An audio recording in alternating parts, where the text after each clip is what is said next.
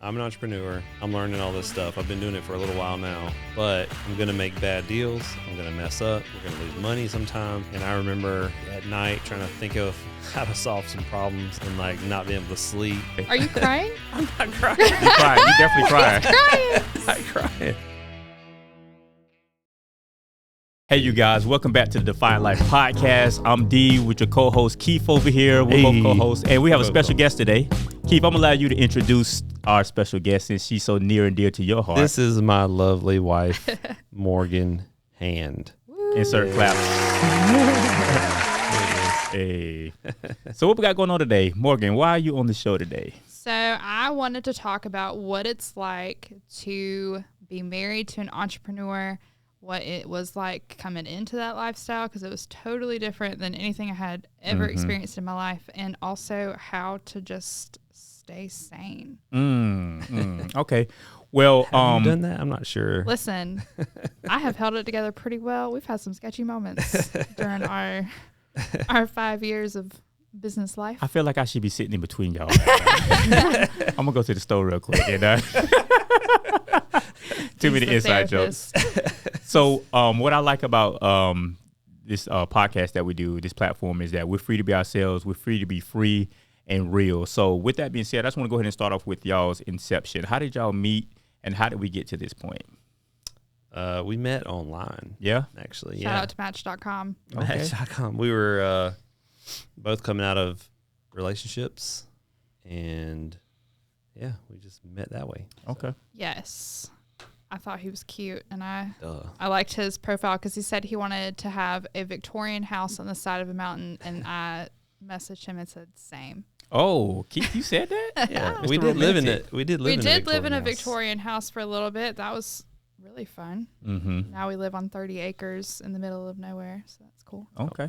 It was on Union Street, which I learned this weekend because I read a book about the Golden Isles in coastal Georgia, that Union Street was named after the union of British and Scottish soldiers that fought against the Spanish here in the county. Oh, interesting. That's a little bit of Black history There you facts go. right there. Yep. There you There we go. It is February. So It is indeed. That's awesome. So, all right. So when you guys first met, Keith, what year was this, and what was going on in your life during that I'll time? ask him that question. He doesn't know. Oh, well, it's a pop quiz. I'm trying to see. it was 2018. Okay. See, Hey, there you go. Okay. and I was coming out of a marriage and working on my business and still caddying that time, maybe. No, I had just finished my just last stopped. season caddying. That's right. So I was working at the store Mm-hmm. Yep. and yeah, trying to build my business. Okay. And then Morgan, similar situation, or? So I was 6 months coming out of a marriage.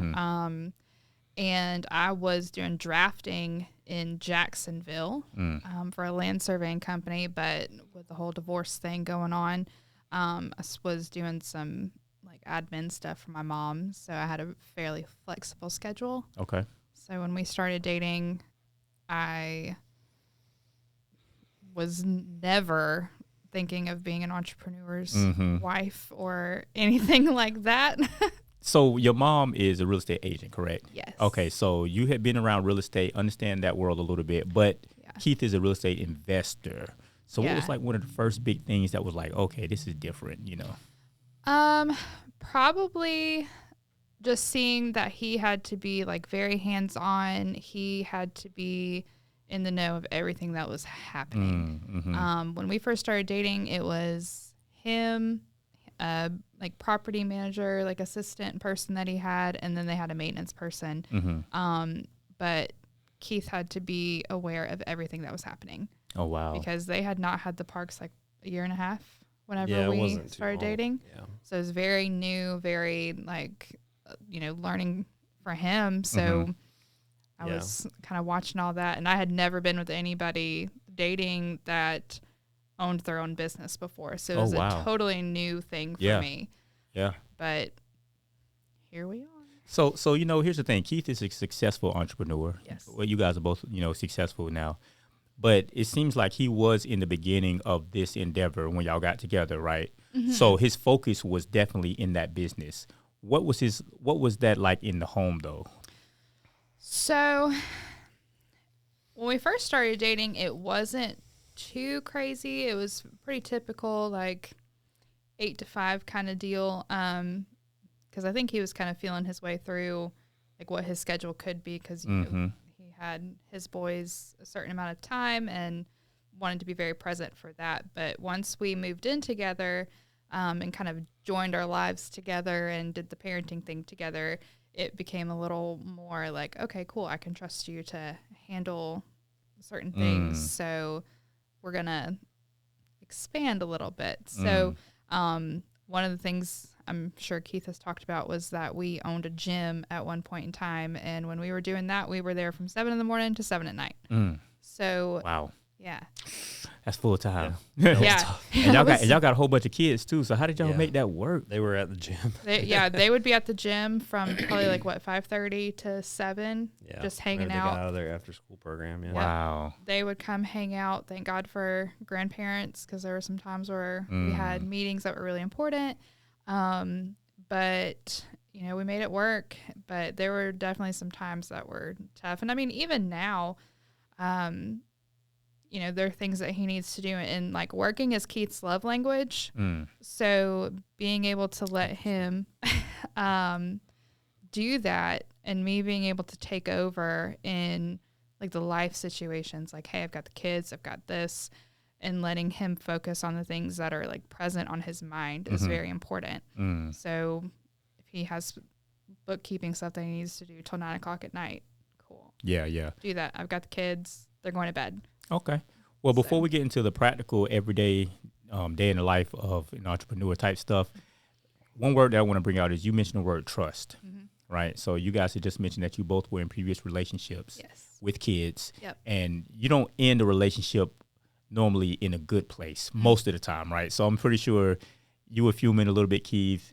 Morgan, you were fuming, and it's like, you know, if I can take from that old Khalees song, I hate you so much right now. You know, so you probably hated all men. I don't know. You know what I'm saying? So, so I want to hear from both you guys, because a lot of times, you know, what we tend to forget is like men, we have feelings too, right? We can get hurt emotionally. We can have trauma. We can have PTSD from relationships as well as women do, and just like anybody else can. But Keith, at what moment do you believe, or what circumstances occurred that you begin to trust Morgan? You see what I'm saying? So, okay. I think the first thing that comes to my mind is when we had the gym. We've talked about that a little bit, and that was not a great thing during that time. And we started like really getting stressed out about the gym. And I remember like at night trying to think of how to solve some problems and like not being able to sleep. And she was like, it's okay, we're going to figure it out. Whenever we first met, I told her like, hey, I'm an entrepreneur. I'm learning all this stuff. I've been doing it for a little while now, but I'm going to make bad deals. I'm going to mess up, and like, we're going to lose money sometimes. Stuff's going to happen that's going to be super stressful, and you got to be okay with that, because it's the lifestyle that I have, and like, I don't see that changing anytime soon. And so it's got to be okay. You got to be able to ride that storm too, you know? And she was like, it's fine. You know, I understand you're going to make some mistakes, and we're going to learn together. It's no big deal. Yeah. And so then that gym thing happened not long after that. And it was like, man, this was a terrible idea. Why did I do this? I had a good thing going, and then I stepped into this. Yeah. And I think, you know, she came in and was like, you know what? It's okay. We're going to figure it out. We'll make it work. We'll figure out what to do, and we'll move forward, and we'll be better for it. Wow. And so that was a big thing. And I think in my previous relationship, it was much more like, you have to make this work or else kind of thing. Like, there was not a lot of support from that for that. And that's understandable, because a lot of people, like, she didn't really sign up for that life. It kind of happened while we were together. And so like with this, it was like, hey, this is the life you're signing up for if you want to be with me. Yeah. So like, this is what it is. And she was like, yeah, I'm there. I'm with you. So wow. So you were very open and vulnerable from the beginning. You were like, hey, this is what it's going to be. They're going to be tumultuous times. And so hearing that from him, like, hey, I'm an entrepreneur. There are no guarantees, right? Like either you with me or you're not. Like how did you receive that, and what made you go ahead and keep moving forward with him? So, background on me, this is my third marriage. Third time's the charm. My first husband, my late husband, he and I were married for a couple months before he was diagnosed with cancer, and we were married 15 months total before he passed away. So I was kind of put into the role of taking care of somebody, being there no matter what the condition is, all of that. My second marriage was a lot different than that, and that marriage prepared me to handle very tough circumstances as well, but in a different mindset, like it more of like making the choice, doing hard things because like there's no other way. With my late husband, it was, I'm here to take care of you because I love you and I want to be there. So combining those two types of things that I learned brought me to where I was able to look at Keith and be like, okay, cool. Like I've handled some really hard things, so I'm going to be able to do that. But also growing up with my mom being in real estate, my dad was in the military. Wow. When he got out, he opened his own business. So like I was familiar with things can happen. My mom was a realtor when the market crashed in 2008. So very familiar with things can happen. So when he and I sat down and he was like, listen, this is the way my life is. If you are with me, you got to be with me the whole way. And for especially like a grown man to sit there and be like, hey, I can mess up. I can, like, it could happen. It probably will happen that I mess up, I make a bad deal, and we suffer for it. Are you in it with me? So when you think of it that way, to watch somebody that you deeply care about at that point to be at a place that they feel comfortable enough to tell you that there's going to be hardship. There's going to be things that could happen, but they want you there. And they want to know that you're going to be there for them. Like, that's big. Yeah. So when the gym happened and we were sitting there 2-3 o'clock in the morning and we had to be up at 5 to get kids ready, everything like that. And he's having a hard time sleeping, laying there, that was that moment. That was that I need to step up. I need to show him that, hey, it's going to be okay. We're in it together, because at the end of the day, as long as we can bounce ideas off each other and we stick together and we don't let that come between us, we'll get through whatever. So that was your ride or die moment right there. Yeah, absolutely. I mean, we've had a few, but oh yeah, that. I mean, we here for it, Listen, we've had a few. I mean, in personal life and in business. Just being able to look at each other and be like, okay, yeah, like we're gonna have to put our marriage to the side during this time. Like, we know we've got each other, but in the gym it was really like, hey, how you doing? Like, this is what's going on, and this is where we're coming to. And the gym was my first experience in like being in charge of anything like that. So it was totally new to me, and in a field I had never been a part of, because when we first started dating, he's like, yeah, I do CrossFit, I play pickleball. Pickleball, what's that? I still don't know. we play pickleball, D. Yes. We. D and Keith. Oh, you speak French now. Okay. Yes. That's awesome. People who don't know what pickleball is, look it up. Everybody knows what pickleball is. Yeah, if you don't know, then you're missing out. There you go. So real quick, before I get on to some of the more, nuts and bolts of the conversation, I love hearing what I call the conversion story, like that moment where it was like, that's when I knew, type of thing. Do y'all have a thing like that? That was pretty much it. That was yours right there? Was it the same for you? So, like, I'm talking about something kind of quirky. Like, you know what? Even with his flaws, with that flaw, you know what I'm saying? Type of thing. So I think mine was a little bit before that. Okay. Not because, like, talking business aside, like Keith and I have a really good relationship. I have a daughter from my previous marriage, and she has had some health issues and things like that. And watching Keith come in and like lay down his kind of plan of life and like, hey, I want you to be on this with me, but I also want to like take you and your daughter along with me. So being able to step into a totally different situation, but also maintain who he is was super big to me because he was looking at both of us like, I can show y'all all kinds of things. I can give you a life that you did not think of, but you know, it's going to be work. It's going to be, you know, a lot of hard times. It can be a lot of hard work, but like, I want y'all to be a part of it. Like not just you, but your daughter. So I think for me, that was like hey, this is definitely worth it. Yeah. Yeah. So, wow. That's pretty strong right there. I mean, so real quick to speak to that, Keith, how was it when you were considering Morgan? I don't know, D, how was it?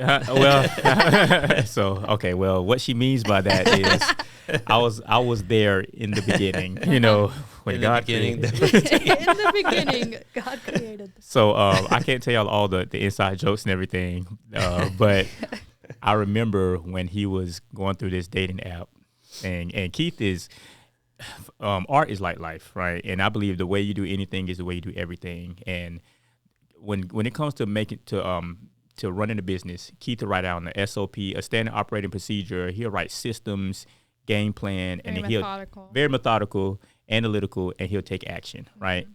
And he doesn't like to waste time. He hates wasting time. He's the same way he was the same way in his dating life. I remember Keith and I would go out. We went a couple of places when he was single on the lam, you know. And I was like, hey, Keith, man, this girl is really feeling you right now. Like, he was like, man, I ain't trying to do that, man.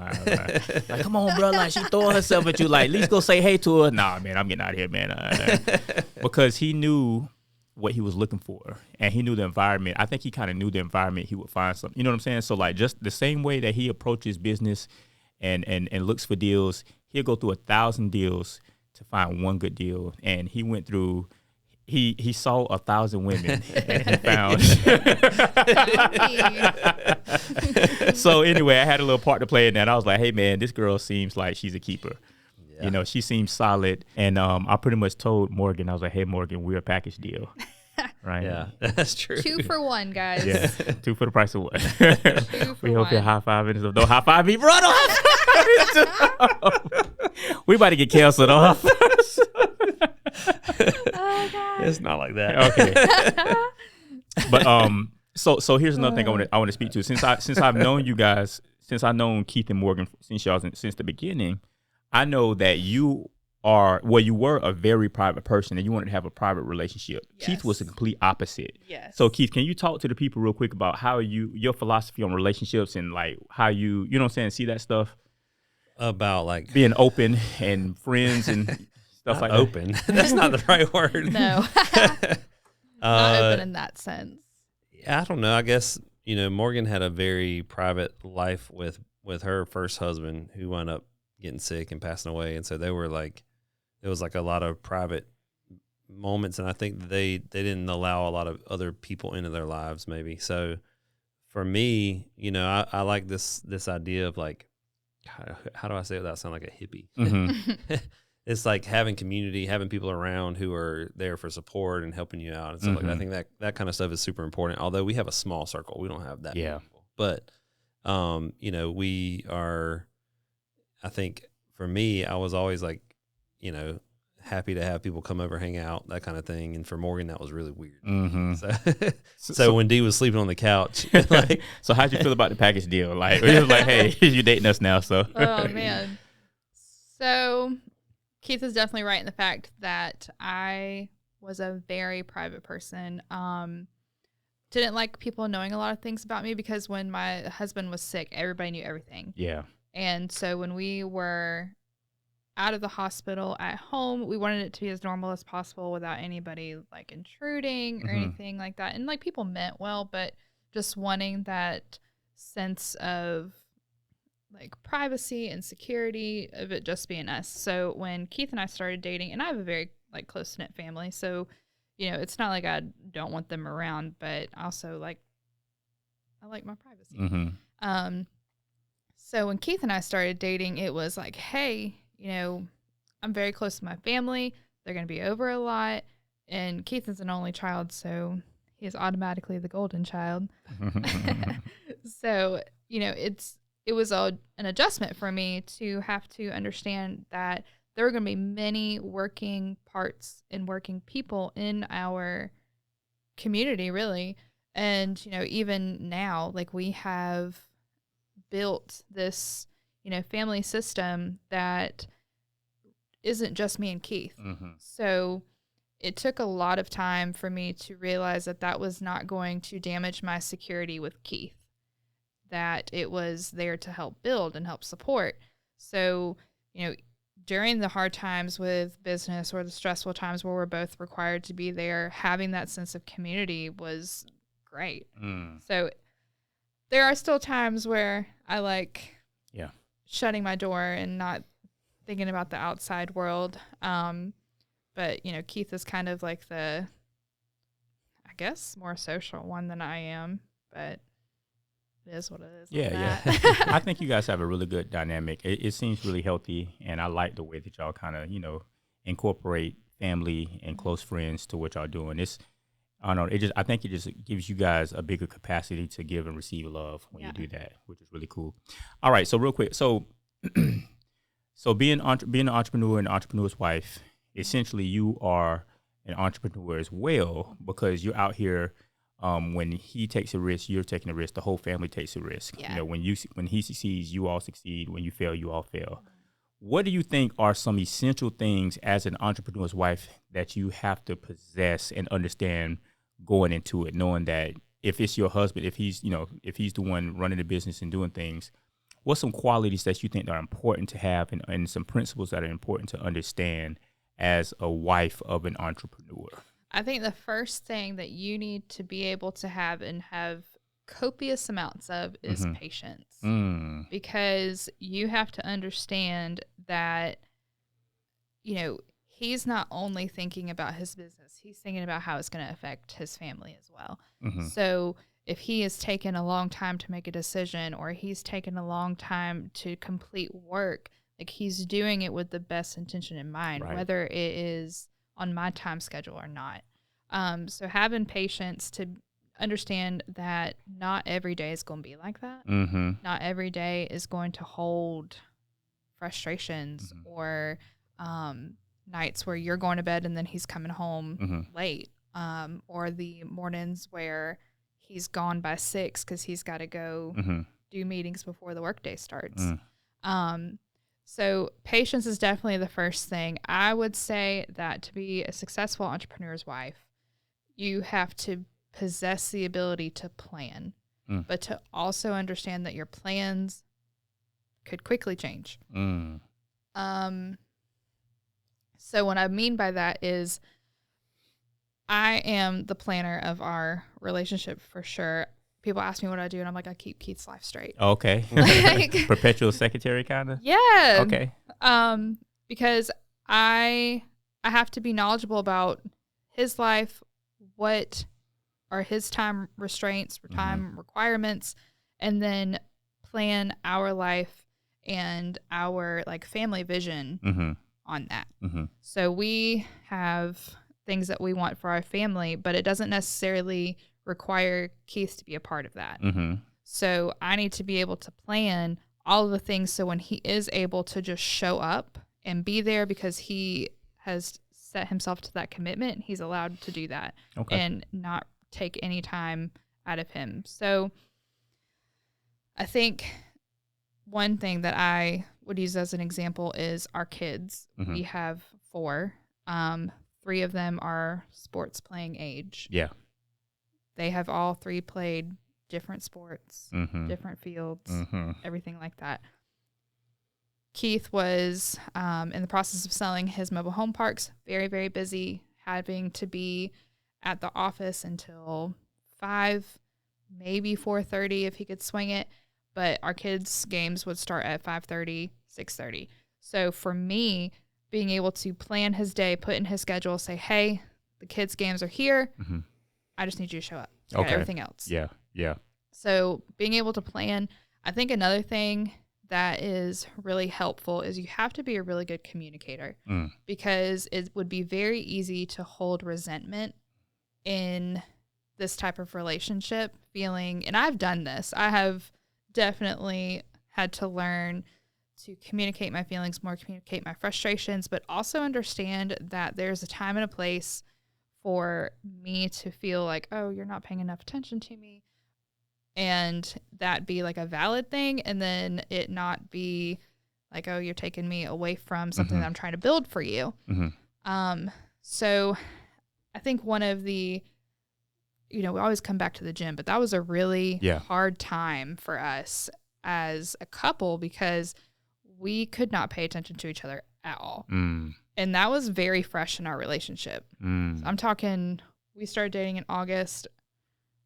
You did the gym in like October, the same year.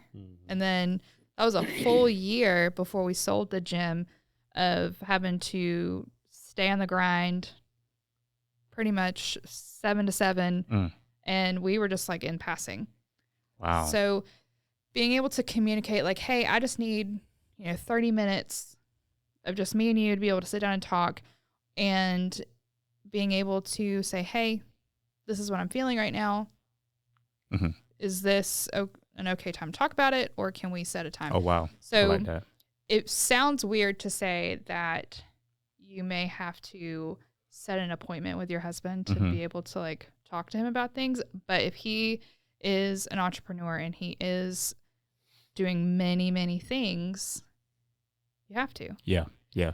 And I think it takes a certain type of person to understand that, because like not everybody is going to be built for that life. I certainly was not innately made for that life. Okay. I had to adjust. So I went from having a husband that spent 24/7 with me to a husband that did not spend time with me to Keith, who it's like a mixture.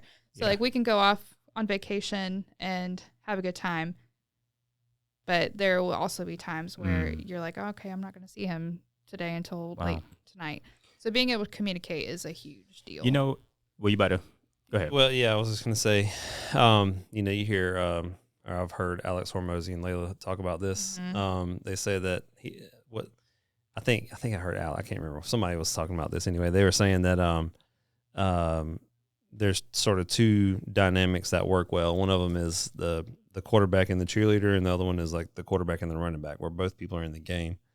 And I think for us, it's kind of a mixture of both has happened, but probably where we thrive more is the cheerleader and quarterback kind of thing. So like she's got the home life and like that stuff is figured out, so that I don't have to really think about it too much. Although it's very important to me to be at like all the kids' games, and like I've never missed one of those, and like the stuff like that. But like I need to be able to take care of what I need to take care of during the day. And then so she is like support for that, making sure that I can do that stuff. And that helps. But she also has gotten in the game and done some sales consultations and different things like that. Yeah.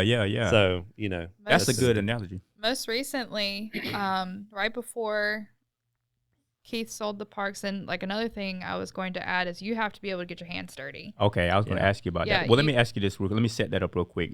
So you guys have worked together in the same business before. Yes. And also he's worked the business and you've been more of a cheerleader role, like he said. So first of all, would you recommend that partners work together in the business? And tell me about that experience, yay or nay. So I think that it really depends on the dynamic that you have. Keith and I have the ability to work together, but we have to lay out like how it's going to work, how it's going to look. So it's not like, okay, we're just going to be in the same office together, spend 9 hours together and all this stuff. That's right. Yeah, no. It is very important that if you work together, you start a business together, you do any type of thing like that, that you lay out on the line beforehand what it's going to look at, clear, what your roles are going to be, what you can expect from one another, if you're going to be able to communicate about anything outside of the business during that time. And also just knowing that it's not going to be easy. It's just not. It's not easy because you have to put on a different persona. So working with Keith during the day is a different Morgan than at home with Keith, with the kids. It's just, it has to be. So one of the examples that I would say of that would be right before they sold the parks. Keith called me. He always calls me with like most random, like, hey, I'm about to alter your life right now. So this was one of those moments. Okay. Why am I nervous right now? I mean, we did this with the school. We did it with all kinds of stuff. Okay. But he called me and said, hey, so if we can set up the childcare, can you come up here to the office and sell buildings? And can you help me run the office? Wow. Like, here you go. Let's go. And I said, what happened? And the two people that he had working there were no longer working there. So it was just kind of like, hey, we got to run this till we sell it. Wow. And I need your help. Dang, from cheerleader to running back. Yep. I have. My first book. I had never, I had never sold a building before. I had never done anything like that. I had been at the store a few times. Yeah. But that was like, okay, yeah, I'll be there tomorrow. Wow. And we hit the ground running with that. My first building was almost $40,000. So, hey. Okay. Yeah. Okay, I see you. So Keith, how did you feel, and how did you feel doing that? So before I even go there, it feels like a lot of these things that you guys have taken on, these tough conversations and these tough places you had to go, were only possible because you built that trust in the beginning. Like Keith was very, very open and saying, hey, look, this is what it's going to look like. It's not going to be bubbles and rainbows every day, right? Yeah. So, and then you were like, okay, I can respect the man. Yeah. That is open and honest like that, right? So would it be fair to say that had you guys not had those conversations early on in the thing, that it wouldn't have, you know what I'm saying? Some of these things would have played out a little bit differently? Probably because, it would have been a different expectation, I guess. Okay. So That's a good word. You kind of have to keep your expectations a little lower, and not in a negative sense, but like in anything can happen. So don't expect every day to go the way that you think it's going to go, because it most likely will not. And I think that's with everything, home life, business, just in general.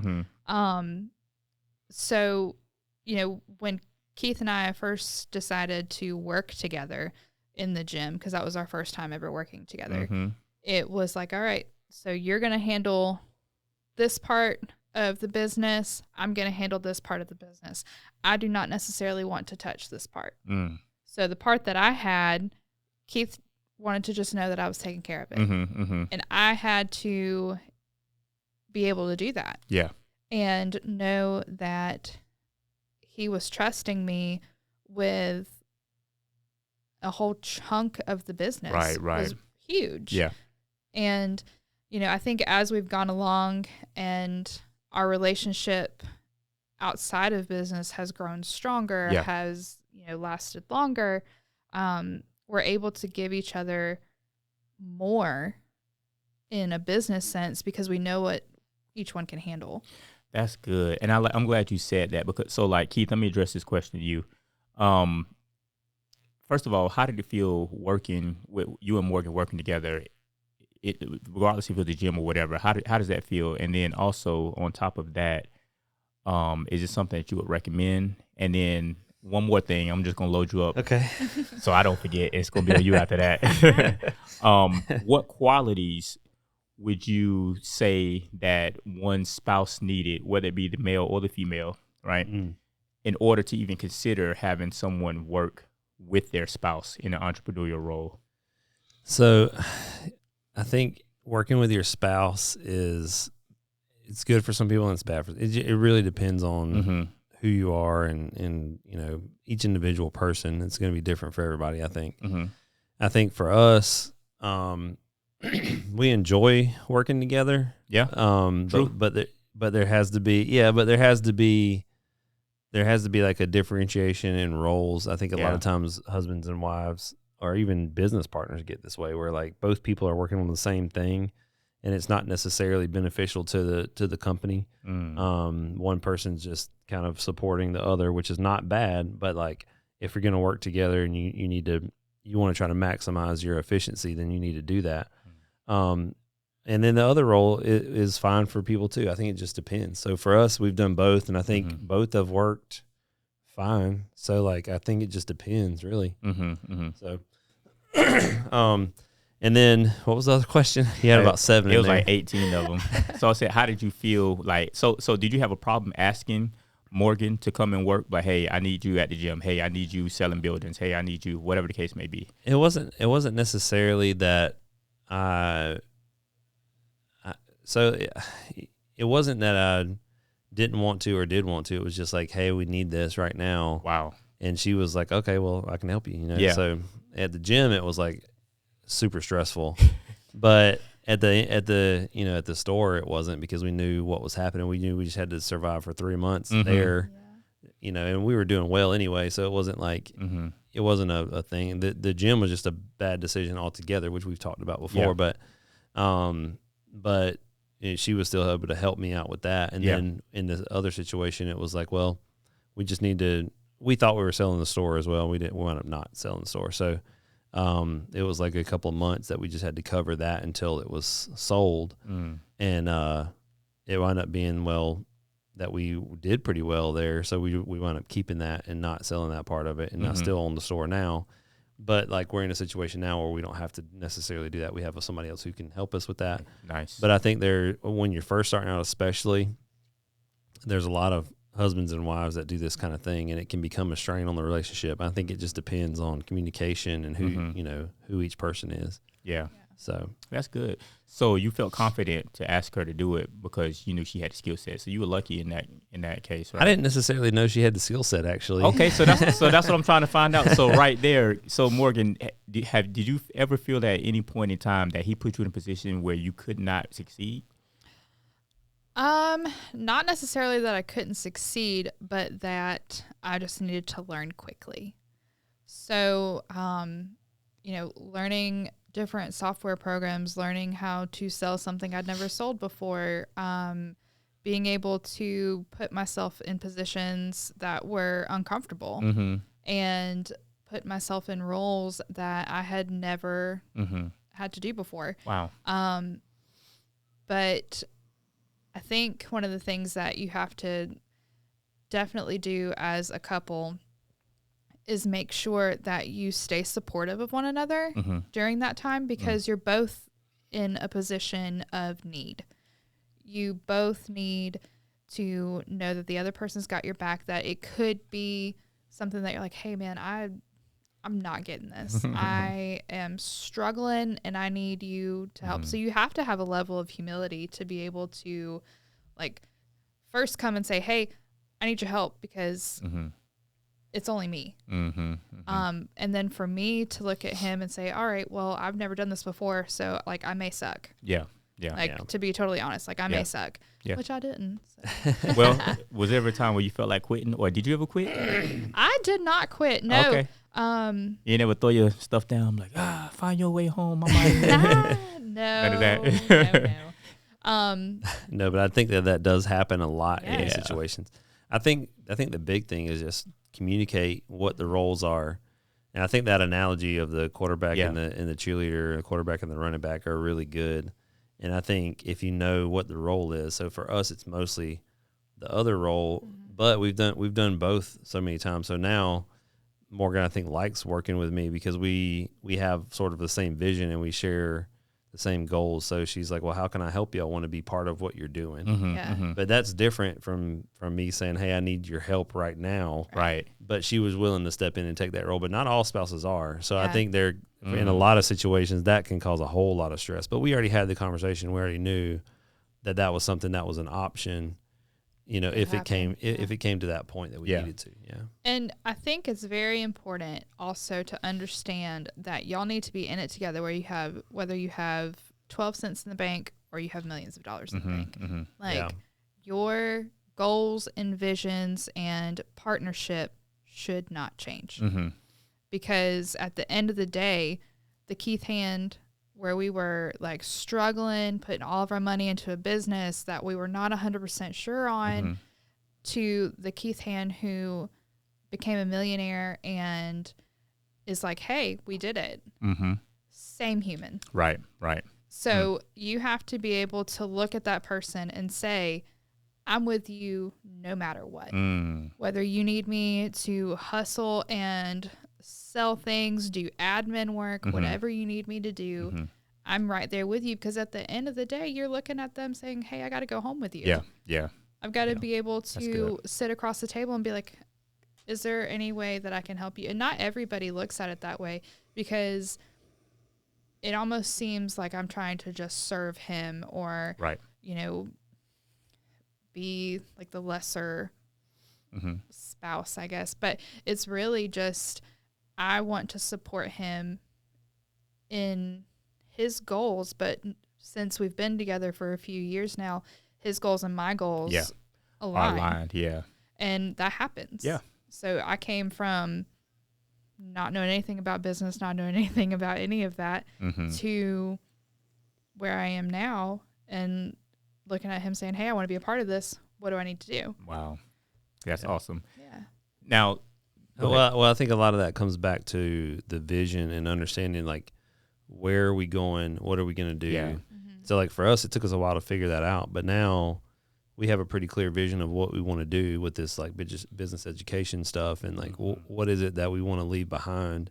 And I think she believes in that process now. But I think before, she just believed in me enough to say, okay, well, I can see that you're going to go where you want to go. So, like, I believe in you enough to step in and help out or do whatever my role is, because I believe that you're going to be, you know, you're going to do what you want to do. So, or not, that didn't sound right, but like, you know, I believe that you're going where you're trying to go. Yeah. You're going to finish the, so where did that come from? Because he wasn't this ultra successful guy when you met him. Where did that belief system come from? So I think it was just watching him work. So anybody that knows Keith knows that he is like the dopest human. Like, I love it. But watching Keith work is probably... Shout out to Toby Nwigwe. Are you crying? I'm not crying. You crying. You definitely crying. He's crying. Yes. I'm not crying. Y'all get some paper towels or something? I'm not crying. Tissues. You are. Oh my God, it's like our wedding day. Yeah, I'm getting emotional.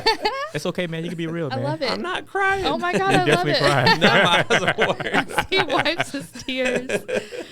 But like, in all honesty, Keith is a super dope human, and I was telling him that he's like the light that I had at the end of the very dark tunnel that I had to go down.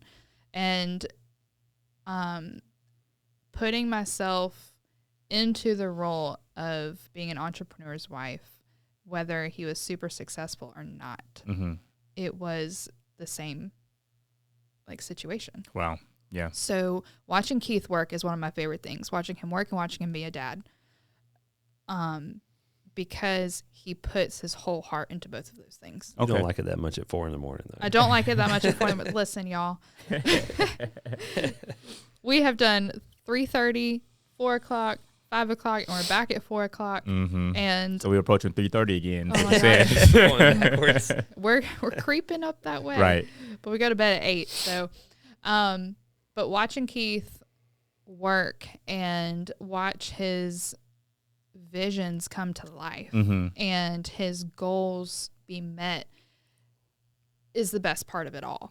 So watching him succeed and all that hard work and late nights and early mornings and blood, sweat, tears pay off is magical to me because I got to be a part of it, but also my favorite person is happy. I have a question about this whole thing, because I think a lot of women would say, like, you were talking about watching me succeed and be successful, and a lot of women would say you are giving up your own success or your own life for that. What would you say to that? Okay, so I have thought about this. I've had some conversations with people that I know, family members, all of that. So, There you go. oh gosh. Good job. So for me, my whole personality I would say, is to help others. You're a caregiver. I am a caregiver at heart. Like, and that's where I feel the most at peace. So when it comes to whether or not I'm giving up success for me is not notoriety or anything like that. It is that I have healthy children that are good humans. I have a healthy and happy husband that I'm able to support, that I have a house that's running, that I have peace at the end of the day when I go to bed. So if anybody is saying you're giving up your ability to be successful, like, who says? Yeah. My identity is mine. Mm-hmm. So it's not that I am like riding his coattails or saying, oh God, yeah, we got millions of dollars in the bank. Like I've made it. Like, no, my idea of success is that I am happy. I have a healthy family and that I'm able to support the people that I love.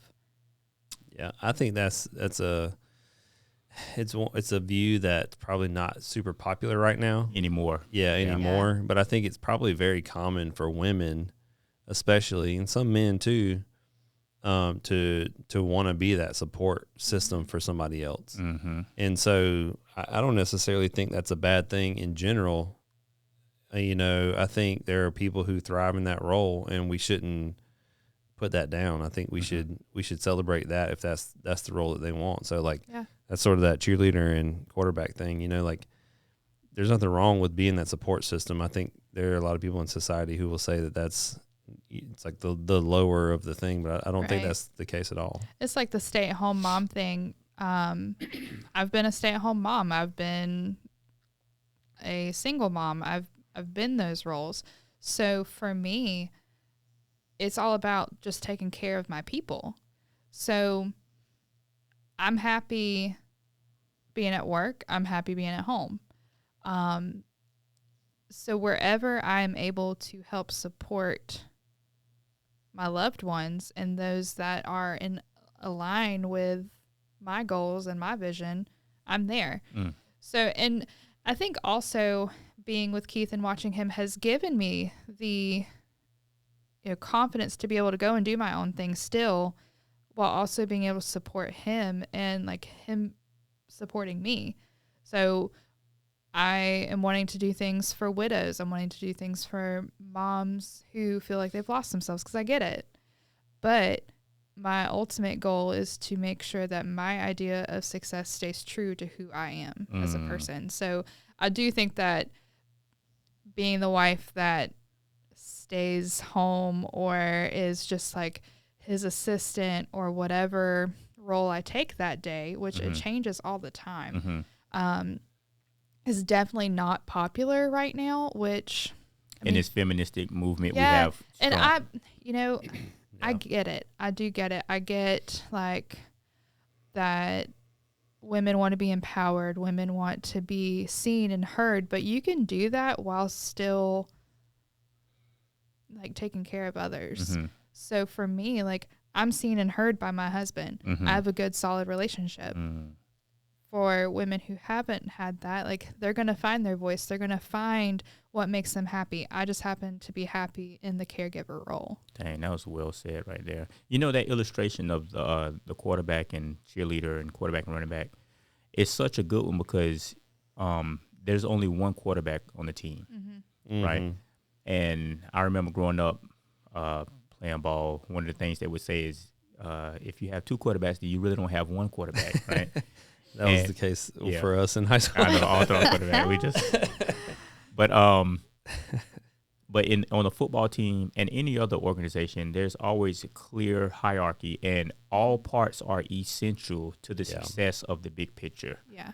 Right. The quarterback is not more important than the running back. The quarterback is not even more important than the cheerleader. The cheerleader has to have something to cheer for, right? Yeah. And everyone works and plays concentrically, but once you know your role, and it's so awkward that some of these words like role and place and just position have become such derogatory terms nowadays. Right. Makes people uncomfortable. Yeah. I love it. I like knowing what's happening. I like knowing where I stand. I like knowing what he's doing. And like I have gotten on his nerves many times, asking him like, okay, what's your day? Just because I like knowing, I like being able to plan around it. And I feel that my role as like our family manager and as, you know, the help that I give him in the business, like I need to know those things. But when people look at the terms roles, it's like I'm demeaning myself. I am putting myself beneath him, but that's not the case at all. Yeah. But absolutely, I also wear many different hats. So there's one day where he's like, hey, I need you to help me with this technical stuff because it's just not in my wheelhouse. Okay, cool. Hey, can you help me file this paperwork? Because like I've got a lot and I need help. I mean, we have split up and reconciled bank accounts saying, hey, here's this, here's this. To the wee hours of the morning. Yeah. And I think for us, you know, everybody works differently. For us, that's what works best for us. Yeah. For him to say, hey, I need help in this. And I'm like, okay, cool. Because that's my personality. Absolutely. And that sounds like equity to me. Yeah. You know, him saying, hey, I need this. Okay. Okay. So that's not weak, you know? So. And I think for Keith to be able to know that if everything goes south and he's got tons of things he has to do, that he can call on me to be like, hey, I need you. It sounds like an asset to me. So it is helpful. It's hard though. I mean, I will not say that it is for everyone. And I will say that if you are working with your spouse or you are thinking about doing it, you guys need to for sure have open communication, have your roles laid out because it's important. You do that with any other business member. Right. So just because it's your spouse, you don't treat it any differently, because when you do that, that's where the gray area comes in. That's where it's like, oh, well, you're my wife, so I don't want to tell you they did that wrong. Like, quick question for both you guys. Okay. Answer separately. Ooh. What is the opposite person's greatest attribute? I'll let you go first. Well, for her, it's taking care of people, you know, so like it's kind of what she's talking about, that being that support system. That's what she thrives in, and that's what she's best at. And it probably, some of that probably comes from taking care of your husband, you know, your first husband, who had cancer. So, but I think, I don't know if that was just a natural thing or if she just learned that from being in a situation where that had to happen. But I think for her, that is where she thrives the most. And so, you know, that's the role that she feels most comfortable in. And I think it's what she's good at, what she sort of brings to the table with all of this stuff, and not necessarily just in business, but in general, you know, taking care of people is like what she's good at. It's her gift. That's awesome. And real quick before I let you go, Morgan, what is Morgan's love language? Ooh, words of affirmation. Is that correct? That would be correct. Oh, okay. All right. Get a man $200. Okay. Woo. And then what is Keith's biggest attribute? So I think for Keith, he's the ultimate problem solver. That's good. And it doesn't just have to be in business. It can be in life. I mean, we parent in a time that is transformative. We are having to break cycles and learn different ways of parenting. And, you know, in life, you have many problems you have to solve. And Keith is the ultimate problem solver. He looks at it and says, okay, here's our problem. We can do it this way, or this way. But I'm going to give you pros and cons with each way. And then we can talk about it. We can figure out which way we want to go. And that's with, you know, our home life and business. And I think that that is one of the biggest reasons why he's so successful is because he's good at solving problems. He doesn't have to delegate it out. He doesn't sit and freak out about it. He is like, okay, I've got a problem. I got to solve it and I got to figure it out. So he puts his head down and he grinds through it. Yeah. And I think that for me, when problems arise, I'm like, okay, well, let me be emotional about it. Like, let me freak out for a second. Okay. But, you know, that's where we're balanced. Yeah.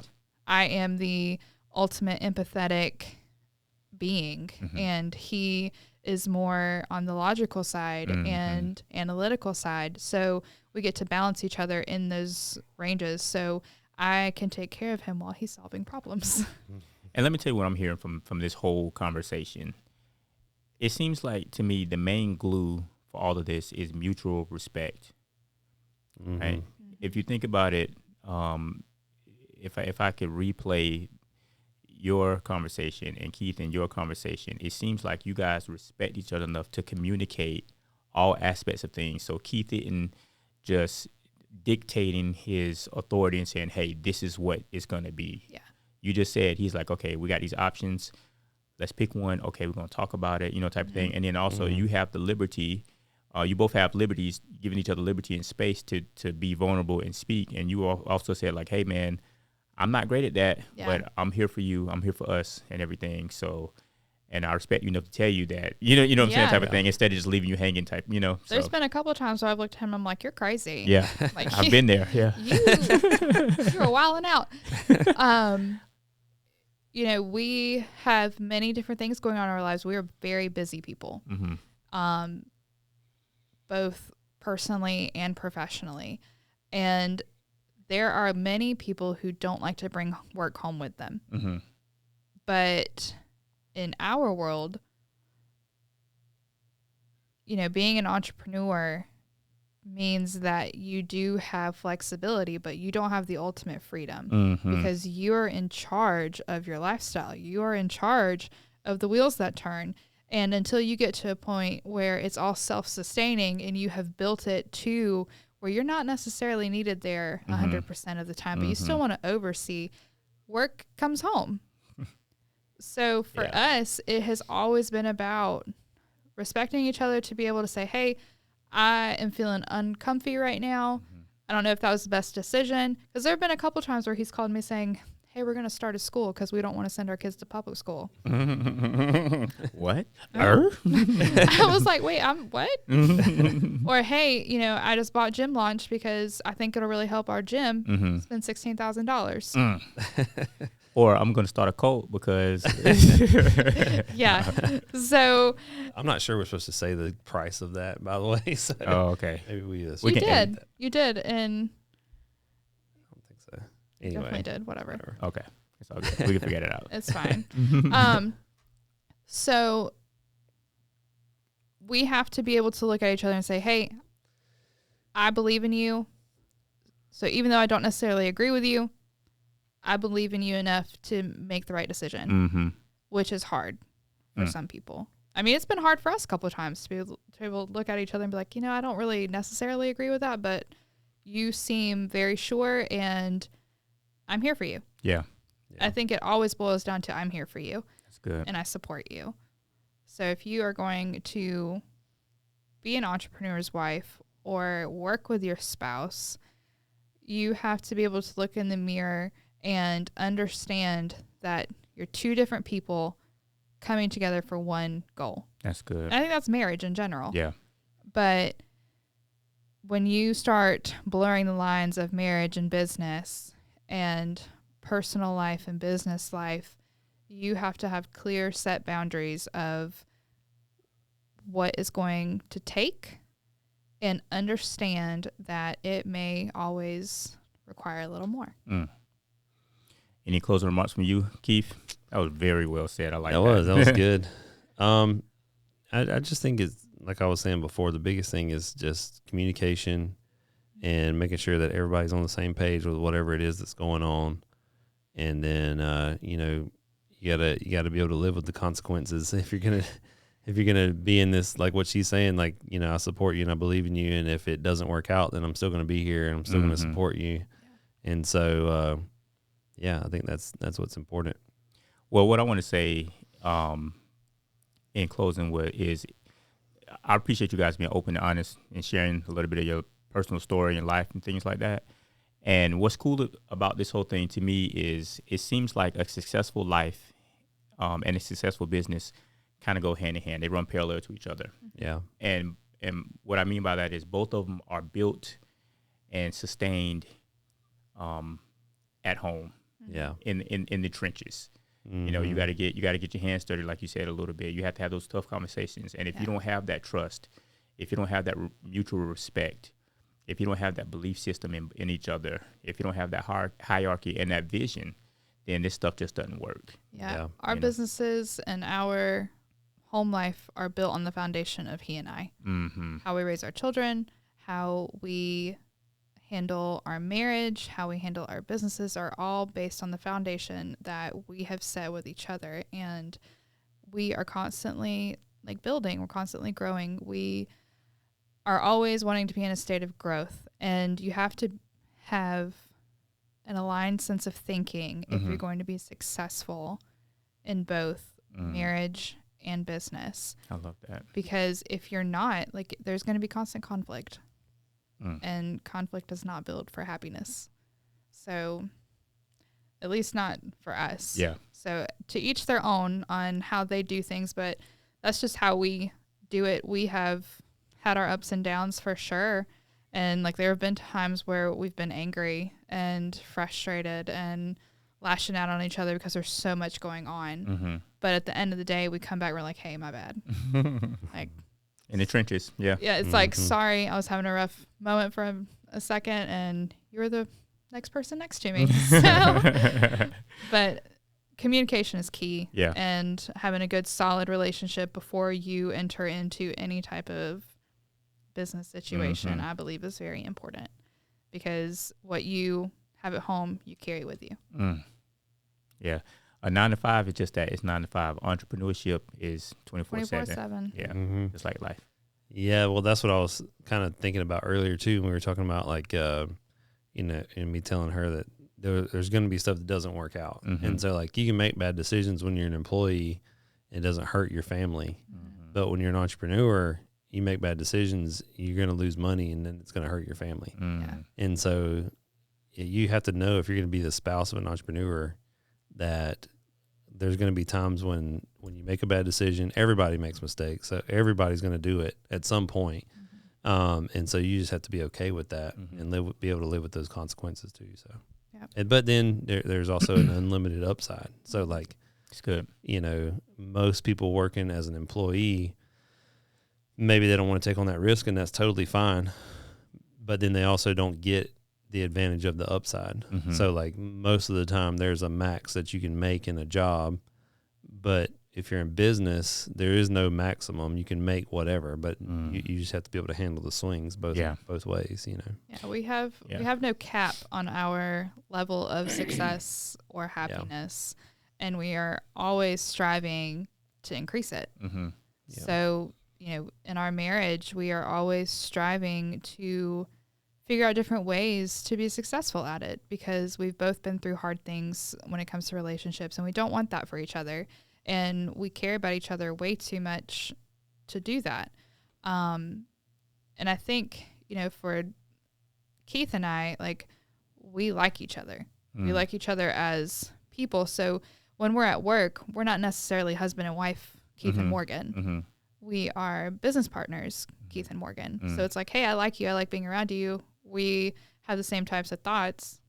So let's just keep moving. Now, like when we walk out, it's like, hey, what's for supper? So that's awesome. And you can tell she's from the South because she said supper. My father-in-law has actually broken me in that, because I think dinner is the formal dinner time. So my father-in-law, in the South, dinner is lunch. Yes. So my father-in-law would be like, you've already eaten supper? You've already eaten dinner It's earlier. so what confusing. It is. So I have just trained myself to say supper just so I don't get made fun of. So hold on. So supper is lunch? No, supper dinner is lunch. Yeah. Dinner is in the lunch. Old South. And supper is dinner. Yes. Yeah. So hold on. So in the middle of a work day, you take a dinner break? Correct. You don't have a lunch break? Nope. Right. You go on a dinner in the middle of the day. Yeah. Doesn't make sense, does it? No. I don't think sus is a word in the South either. I don't think it's a word in general. Yeah. It's a 2023 word. Probably, you know. Well, that's where we at. So here we are. Yeah, there you go. Well, that was fun, Morgan. So glad that you were on. This is a little bit different, little bit beat, little different rhythm today. But like I said, it's the Defiant Life. Yes. It's not Defiant Business. It's not Defiant Money. It's the whole thing, right? So there you go. that was good stuff. Y'all got anything else to say? Y'all good? Nope. Let people know the name of your podcast that's coming up again. So I'm going to be doing the Recovering Widow podcast, talking about healing and my story and how I have overcome detrimental amounts of pain and grief and have built a really cool, happy life. And I am recovering from being a widow. Wow, I'm really looking forward to that. You guys check it out. We'll keep you posted on some of that stuff that's coming out. One thing I want to say about that too is I know you had a husband that passed away, physically. Yeah. But then also in your other marriage, it's like you had a husband that passed away emotionally also. So you're a double widow, so to speak, I could definitely say that's true. Yeah. That's deep. It's two different types of grief that you have to go through. And when you start adding kids into the mix, you've got to be strong, but you also have to be able to take care of yourself too. So that's going to be a lot of what my podcast is about. And then also finding happiness, how it is possible, how rebuilding a life and how grief and happiness can hold hands. And, there are days that I miss my late husband terribly. Yeah. But at the same time, I'm also extremely thankful for the life that I have. Mm. So grief and happiness for me walk hand in hand on the journey that I'm on. Mm. So. Wow, I'm looking forward to that. Cool, man. All right. Well, this is D. And Keith. Yep, and this is the Defiant Life Podcast, where we defy the laws of mediocrity. Keep it on the DL. I'm going to get that through. Anyway, y'all take care, man.